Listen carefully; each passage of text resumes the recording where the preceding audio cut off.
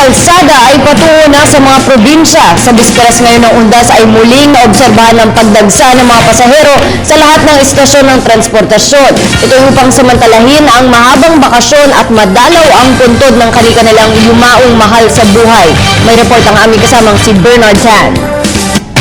Kahit abalas trabaho, pinilit ni Venus na makauwi ng probinsya para madalaw ang mga namayapang kamag-anak ngayong araw ng mga patay. Nahirapan siyang sumakay dahil punuan na ang reservation sa mga bus, pero hindi niya ito inalintana, alang-alang sa kanyang mga pumanaw na minamahal.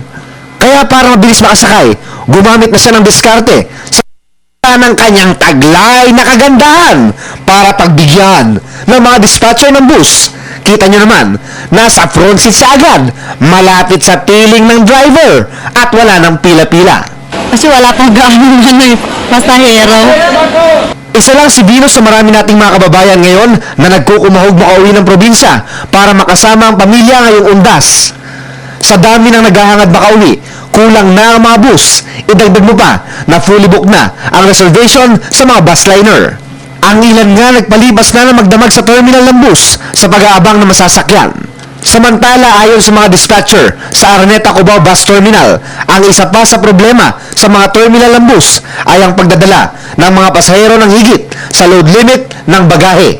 Kaya paalala ng mga otoridad sa mga pasahero. Unfair lang, para mabilis sila makasakay.